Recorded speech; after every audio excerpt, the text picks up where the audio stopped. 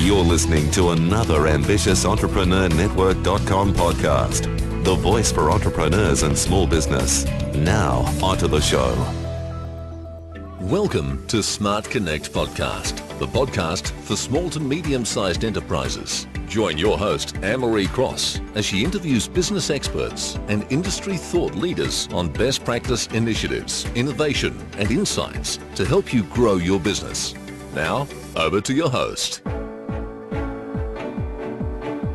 Welcome to another Smart Connect podcast. This is episode 15, featuring business experts and industry thought leaders to help you effectively navigate a constantly changing and disruptive marketplace. I'm your host, Anne-Marie Cross. According to ycharts.com, 97% of sales occur offline, and in retail that climbs to 8.5% in the US. Are your marketing spend and efforts properly balanced between online and offline? To speak more about this on today's show is Ian Bosler. With over 30 years in corporate marketing and sales experience, mainly gained in the printing and graphics industry, Ian is now applying his extensive international experience to help coaches and consultants to build seven-figure businesses that are highly profitable and that become a saleable asset. Ian's done-with-you approach quickly builds highly automated marketing and sales processes that work in the offline and the online world. That is today's reality. And on today's show, Ian is going to speak about the traditional sales funnel thinking. It's flawed and it's costing businesses serious dollars. He's also going to talk about attract, sell, and wow. And these are the only three frameworks any business needs to be concerned with to build highly automated and scalable marketing and sales processes. He's also going to speak about the reality is that we live in an offline and an online world, and your marketing and sales communications must work across both mediums or face oblivion. So let's welcome Ian to the show. Welcome, Ian. Glad to be here, Anne-Marie. Lots of exciting things that we're going to talk about today. And before we hit record, we were commenting that, in today's noisy world with so many different experts and so-called, marketing gurus telling us one thing or another, sometimes it's conflicting. We're really confused as business owners. What should we be doing? What's working? So it's great that you're coming on the show to help us take some of that confusion out of what we should be doing. Why are you so passionate about this industry? Always love to find out. What is it that really excites you about working in the space that you are? For me, it was like an epiphany when I started my own business 14 years ago. And coming from the corporate world, I thought I knew everything. I thought, small business is going to be a walk in the park. But it's not until you actually get out there and into it that you really don't realise how much you don't know. I have this term, unconsciously incompetent. Yes. I just didn't realise I was incompetent in a lot of these things. But I also quickly came to realise that this was not just something I struggled with, but it was something that vast majority of small businesses struggle with.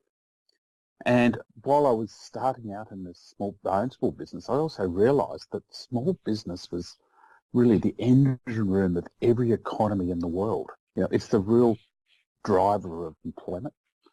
It's the real driver of economic wealth. It's the real driver of a tax base that supports any economy as well. And with the poor marketing and sales process, I saw that a lot of small businesses were missing out on a lot for their own personal perspective, their own personal finances, but also contributing to this economy that we have here in Australia and actually the global economy. And so that's really what drives me, is being able to help people make a dent in the universe, one small business at a time. Absolutely. And when you think that how many businesses are entering the marketplace, and many of them do have a real drive to make a difference in the lives of others, as we know with so much noise out there, if their message is not being heard, guess what? Their ideal client is going to continue their struggles and not going to be able to get the support that they need. Now, I know in business we've probably all heard of that term, the sales funnel. And one of the things that you're saying now is because of things that have changed, things that are going on in the market, that traditional sales funnel thinking, it's flawed and it could be costing us serious dollars. Let's talk more about that. The funnel approach was quite flawed about 10 years ago. And where it came from is, I suppose my background was very much in the corporate marketing and sales environment, where everything was all about the funnel. And it was all about put lots of leads in at the top and then the salesperson will convert a few out the bottom and they just fall out. Okay, so it's sort of like gravity takes care of it all. Mm-hmm. But it was a way of explaining how corporates organise themselves. You had the marketing department and the sales department. The marketing department put in lots more leads than the sales department could convert into paying customers. But it dawned on me that that's not how customers buy. Wouldn't it be better if we organised ourselves to communicate to our marketplace and run a marketing and sales process that followed how a customer buys? Once you get into alignment, then it becomes simple and easy to see where all the gaps are, where all the opportunities are, and you can actually start to automate it. You can automate the transition from stage to stage all the way through the marketing and sales process. Whereas in the traditional funnel, you can't. There's no way you can visualise how that automation can work in a traditional funnel. And that's why I believe it's totally flawed. Yeah. It's something we should all get out of our thinking. Mm-hmm. And you're seeing this in small, so solopreneurs right through to even SMEs, that if they're following this traditional sales funnel, because they're not tracking and monitoring, they're not obviously enhancing the process, and they can't track it. Well, what you can't track, you can't monitor and enhance. So what should we be doing instead? Let's talk about some of the fundamental changes that we need to make when we're talking about a sales funnel. The first thing you should do is just stop thinking about yourself.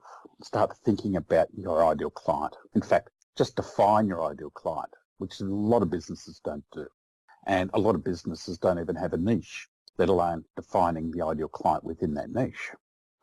And I'd go as far to say my experience is showing that probably close on 95% of small businesses, they figure that their niche is anybody with a wallet. And that's the wrong thinking. You should think of who you like to work with, get to that ideal client, that ideal niche that you want to work in, and you'll start to have a lot more fun. Mm-hmm. But also, sales just start to happen. Now, one of the things I always say to my clients is that it's okay to service more than one niche, but it's not okay to market to everybody. So my view is to start with a niche, get it working, and you'll actually start to attract people outside of that niche, and that's okay. If you've got time and resources to be able to handle that work, go for it. Then possibly create a second niche or a third niche. But it's not okay to just be everything to all people, because no one will hear you. Your customers don't want to hear that. They want to hear what you can do for them and their particular circumstance or problem. And I think that is so true, even more so now because of the fact that there is so much information being shared. I mean, we've all been told as businesses for many, many years now, we need to create content, and it's getting distinguishably harder to really cut through all of that noise. But we need to be very aware, don't we, of who our ideal client, what keeps them up at night, what are they struggling with, what are some of the common terms and phrases they're using to describe their problem. If we don't know that, our message is often falling on deaf ears, isn't it? Oh, absolutely. They just don't hear it at all. They don't see your message. They don't hear it because it's not directed at them. You need to be able to cut through the noise. It's actually an exponentially increasing cacophony of noise that's happening, particularly in the online world. Now, because it's in the online world, that can also offer some opportunities in the offline world. So, for example, I know what your inbox is like, but my emails, I get over 300 emails a day. That's not spam emails. I'd double that if I counted my spam emails. But if somebody's trying to get a message in front of me through my inbox, forget it. It's just not going to cut through. Now, I don't think I'm that different to most people, but I've just come from a walk to our letterbox. There was 2 things in there at our business letterbox. Yeah. Only 2 items. And that's a typical day. Yeah. And one of those items happened to be a bill. Okay.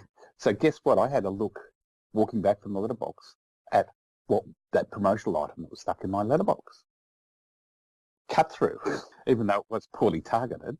That was a negative from that perspective, but at least it cut through. It wasn't hidden in all this noise. So sometimes being counter-cyclical where the messages are going can be very helpful as well. Yes, when everyone's zigging, you zag, and vice versa. You really can make a dent and be heard. Let's talk a little bit about the attract, sell and wow being the only 3 frameworks that any business needs to be concerned with, and this can be very much built into a highly automated and scalable marketing and sales process. Let's talk a little bit about what's the things that we should consider when we're talking about each of those 3 things: attract, sell and wow. That's great. You're right, Anne-Marie. There's just those 3 things that we need to worry about. First off, you've got to be attracting people or prospects to you. And that's, first off, that's that niche marketing component. You've got to be attracting the right people. You've got to be talking to them in the right language. And you'll attract more of the right people to you. And there's other means of attracting, you've got advertising, for example, whether it's Google pay-per-click, Facebook ads, or whether it's direct marketing. Network marketing, it's going out and networking in network groups, going to exhibitions, getting your story out there is part of that attract phase. And I think everybody understands that. But doing it in the correct way is the way so that you can measure it and capture people as they get attracted to you. So it's about attracting and capturing as well at that point. So it's about building a list is the terminology quite often here, and it's so true. It's building a database, adding content into your CRM system, which allows you to then continue to market or move them down their buying process. And that's, when you think about it, when somebody's got a problem, they go out searching for solutions. Okay? So that solution, they might Google it, they might go to the yellow pages, they might see something in their letterbox, see something, a classified ad in a newspaper. All of these things, when they're thinking about their problem, is when their brain's tuned and their eyes are tuned to see potential solutions. And so that's the attract, because that attract process now is starting to mirror the buying process. It's starting to be the answer to their problems when they've got a problem. Yes. So Ian, just talking about the attract the attract pillar or the framework, do you find that if we're not tracking that, it may very well be that our message is not right, we're not speaking enough to our niche client, but then there may also be other areas where we're seeing, okay, when I went to that networking group, there were 20 people there and 18 of them wanted to know more information. Yet when I was doing Facebook ads, only a few, so maybe I need to retarget. So once we start to really monitor, we can see what's working well for us and continue to make sure that we can be doing that because of the fact that it is attracting a lot more of our ideal clients. Is that kind of the thing that you're finding we're not doing well when we're not tracking? When it comes to the attract piece, I think one of the things we do badly is get distracted by the latest bright, shiny object. Yes. And that confuses the hell out of so many people. And you mentioned something there like Facebook ads. There's a big difference, for example, between a Facebook ad and a Google pay-per-click ad. Now, people go to Google and do a search when they have a problem. So they're actually fairly well down the buying cycle. They've actually said, they've defined they've got a problem. Now they're looking for a solution. Whereas people, when they're on Facebook, they're not there looking for a solution. Their mind's not attuned to that. They're looking for something else. They're looking for social engagement. They may find something, oh, that looks interesting. It might have some value, but that's not solving my problem. So you've really got to treat each avenue different, like your network meeting. The people around the network table, depending on the networking organisation, some of them are looking for work, they're looking for referrals, they're looking for you to give them some money, which I suggest is probably the wrong networking group to be in if your group's like that. But others are there looking to, now how can I add value to this group? How can I refer somebody? How can I do this? So they're getting a level of interest in you that's very different to somebody who's doing Google search or somebody who finds you through Facebook.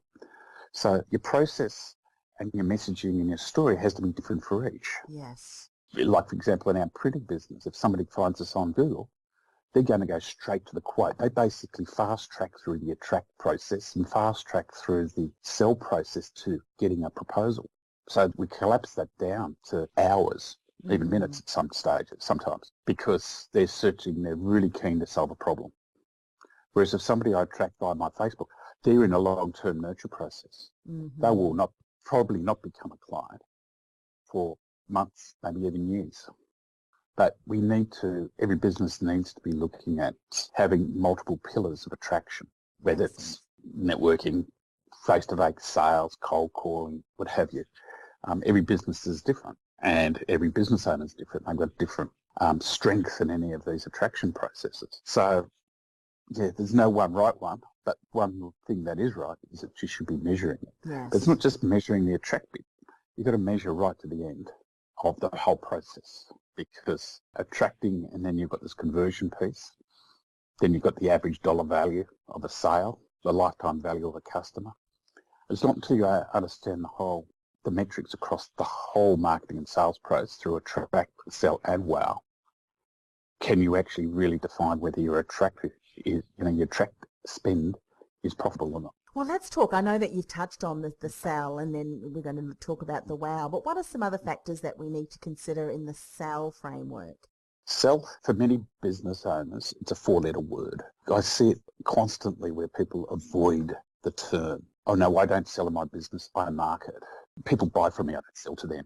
And that is, I think this comes from this connotation people have their heads that the sales processes, they picture the quintessential used car salesman or the foot in the door encyclopedia salesman and all of this other thing. And nobody wants to be like that.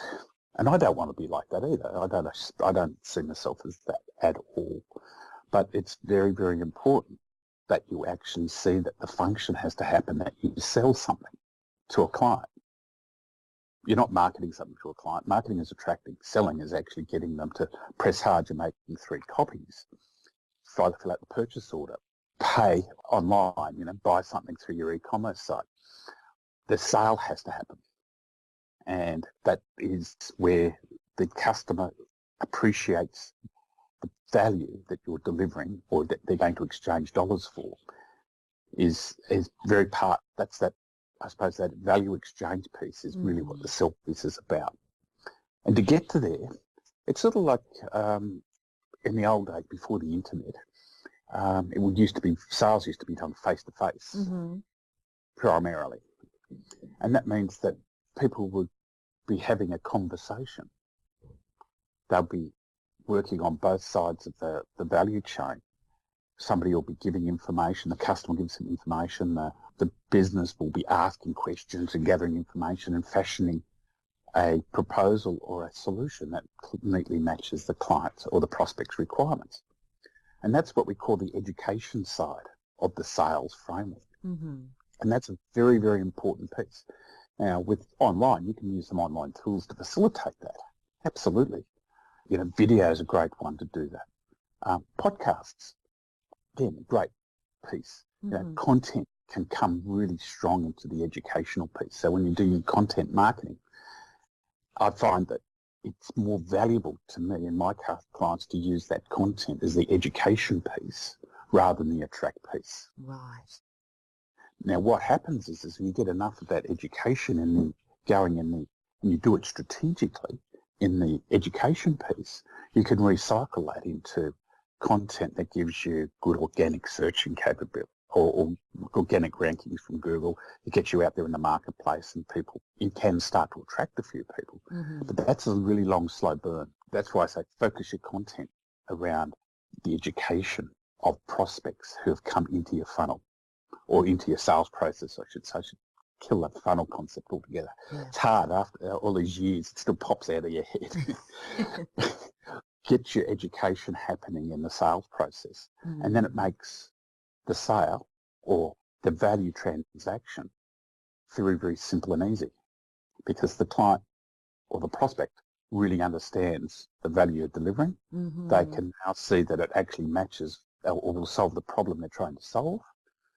And they're willing to make that value judgment. With the dollars I'm going to spend with you, is that going to outweigh me the or fix the problem and give me a return on their investment. And if you do your education piece right, it'll happen 9 times out of 10. Yeah, absolutely. And as you said earlier, that depending on where they come from, which attract pillar, if it's coming through the Google search, they're more likely to be at that stage where I'm looking for a solution. They need to validate that through the education and the content that you're sharing, and it may be very much quicker to the point where they then exchange, their credit card details with you than if someone's coming through Facebook. But it's vitally important that we continue to build that know, like, and trust, build in their minds that we do know what we're talking about through the content there. So when we're then talking about the wow piece, is that integrated within that sales process too, or is that quite a standalone, or is it both?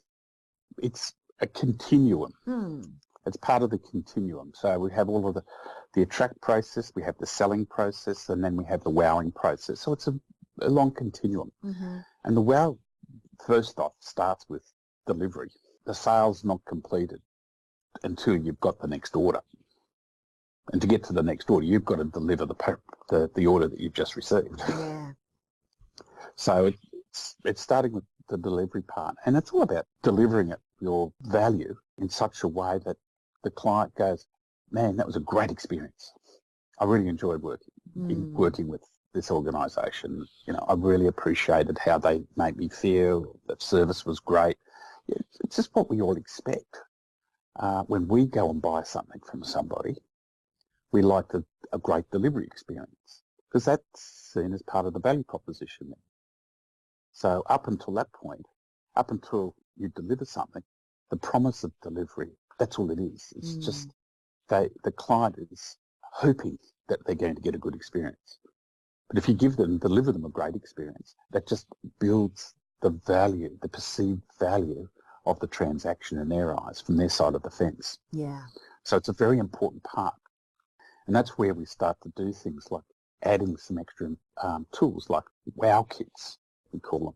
For example, we do ones for ourselves, for our clients, where the little box that's bright and colourful, and it's got content in it. I've got a copy of my book is in there. I've got some brochures in there, some vouchers from other people in there. It's all something that they don't expect, and that arrives in the mail. Yeah. Unexpected. Yeah. So sometimes it's those unexpected things too that lift that wow experience. But once you get that wow experience happening, then you start to get testimonials flowing, case studies flowing, and these people become part of your promotional or attract strategy again, because they're getting your story out there, but they're telling their world, their connections about you, and then they'll start to refer clients as well if they've had a great experience. And that's why it's so important to wow them after the sale, because the job's not done until you get the next sale. They're not wowed after the sale. The chances of them coming back again a second time is significantly reduced. Yeah, absolutely. And as you're speaking, I can think of a couple of situations where I made an investment and unfortunately, a product might have arrived and only part of it, I'll give you an example. I bought a mini mixer online, and when it arrived, the cord to plug it in wasn't there. And so I reached out to them. I tell you, it was in my office within 24 hours. But, there was a couple of emails in between, and they were so polite. And because of that, because they really cared, and he called me even after hours, that experience, would I buy from them again? Absolutely, even though initially only part of the product arrived. So that wow experience, even in situations where you may not quite have it delivered, how you react is very much going to determine whether someone, what they say about you and whether they come back. Oh, absolutely. I mean, I think all of us realise that, things go wrong. The world's not a perfect place 100% of the time.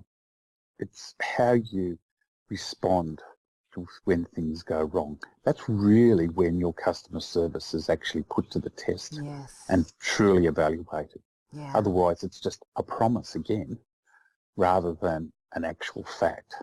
Be very, very careful of how you respond. Yeah. And I've seen a number of people try to respond to customer service issues through doing through social media Well, and I things was like that. just And going to some of them are say, just yeah. legendary bad. Yeah, absolutely. And that kind of segues beautifully into the last point that we're going to talk about, is that we do live in an online and an offline world, and your customers may very well be sharing their displeasure in how you responded online, and not just for one person to hear, but for many hundreds. And so it's interesting, Ian, and you can certainly speak to this. There's one large organisation, I can't remember who it was, but it was a big brand that said, we are not even going to venture online because we just do not have the bandwidth to be able to manage, our reputation online. But guess what? Our customers are there, and whether you know it or not, they are probably sharing and talking about your company anyway. So wouldn't you rather be able to have some impact to the conversation by making sure that we are very much interacting both offline and online, yes? Oh, absolutely. I've got my own horror stories around that as well. I'm sure most listeners here have. In that situation, they were just so short-sighted. I mean, there are tools out there now that will actually manage or they trawl the interwebs and put onto your desktop and, into your inbox and saying, here's what people are saying about you. And you can actually, without going searching for it, it actually comes to you and you can see all of the positives, and if there is a negative, you've got to deal with it, not shy away from it, because the old adage was that, if you do well by one person, they'll only tell one person. You do bad by one person, they'll tell 10. Yeah. Well, it's that 10 has been 10x or 100x now with the internet. So you've got to be extremely careful with that, and you can't hide from it. No. Conversely, you can't hide from the offline world either. And we see a lot of this with people's marketing. Is this they might have a beautiful website, but their business card doesn't match. Mm-hmm. Their brochure material doesn't match. Their branding is all over the place. The way they present themselves in the offline world is very different to the online world. And when you do that, people see it. You can't hide it. People see it nowadays. Yeah. And once you have brand conflict, any relationship, any knowing, liking and trusting you just disappears immediately. So you've got to get both worlds working together. Then you get this beautiful synergistic effect happening.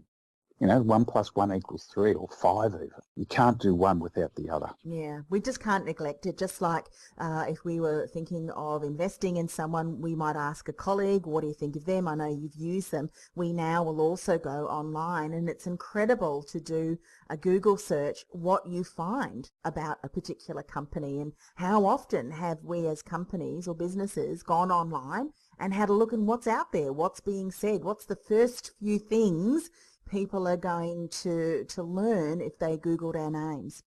For some businesses, it's horrifying.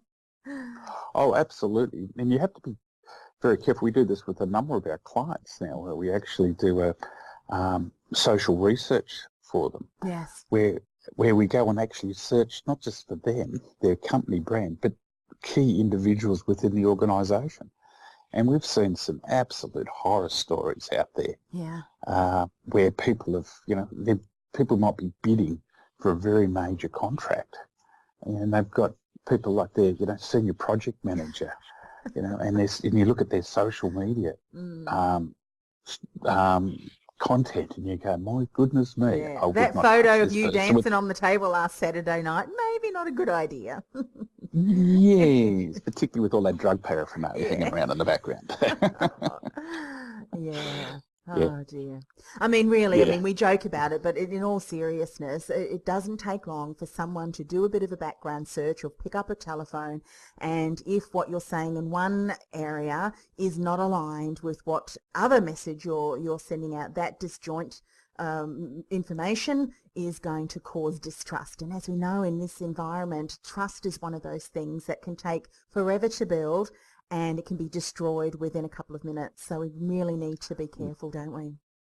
Oh, absolutely. And I'd even say it can be destroyed in a nanosecond. Yeah. Now, nowadays, and in just the offline world, it would take a few minutes or even a few days. Yes. But now it's just nanoseconds. Yeah, one tweet, that's all it can, and it really has.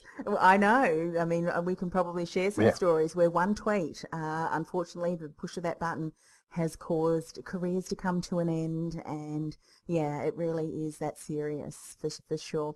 I have loved speaking with you today, Ian. How can people find out more about the services and the amazing value that you offer your clients? How can we find out more?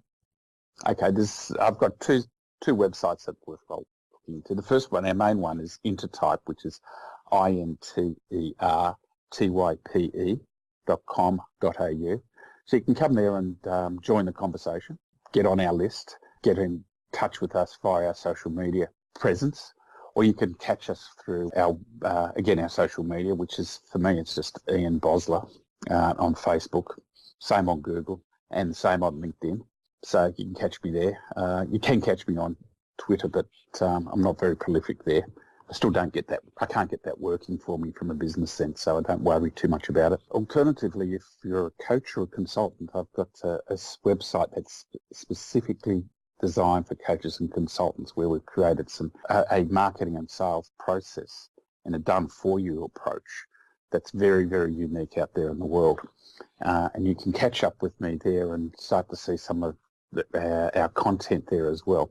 On the website for that is 7figure, that's the number 7, not the word, but the number 7, and then figurecoach.com.au. Fantastic. So please go and check out all of those resources. Speak to Ian. I mean, I know I've had a number of conversations with you, Ian, and you're certainly doing that in your businesses. You've got that whole attract, sell and wow framework working incredibly well for your business. And now, of course, are helping other coaches do that for themselves too. It really is an exciting new world, but it can be quite confusing if you're not doing it correctly. It can be not only confusing, but frustrating and very expensive. So thank you for coming on the show. Yeah. Oh, thank you. Lovely to be here, Anne-Marie, and hopefully the listeners have got something out of it. Oh, absolutely. Now, did you have something else that you wanted to say? One last parting insight? One last little parting insight. The Intertype business is a printing business. And we actually do use the whole attract, sell, wow process, and it's extremely highly automated. So when you come on over there and do anything to engage with us through that website, you'll see it in operation, that automation. But to give you an idea how well it works, the printing industry itself is declining by about 5% per year in volume terms. Our businesses are growing at 40% a year. There you go. We do that, and the business our size would typically have 3 or 4 people in the sales team. We don't have anybody, except for me, a couple of hours a day. Yeah. All down to the automation process. So, it does work. Yes, you walk your talk. Yeah. It does work. You've just got to get all of the right components in place. And everything that you said today, you've been able to do that with your Intertype business. So absolutely, if someone's listening today that this is such a confusing topic, really connect with you on both of those websites. We have them also too in the show notes that you can click through. Ian, do you want to just say both of those websites again for people? Okay, the first one is Intertype. It's intertype.com.au. And the other one is 7Figure Coach, and that's 7, the number 7, 7figurecoach.com.au. Fantastic. Thanks a lot, Ian. Thank you, Anne-Marie. Well, that brings us to the end of another show, and I do encourage you, reach out to Ian, go to both those websites and sign up for his various offers, because then you can actually see in action what we've been talking about today so that you can start to implement that in your business. Now, if you want to connect with Australia's foremost collective of business experts and thought leaders to SMEs, go to www.ssba.net.au. That's ssba.net.au.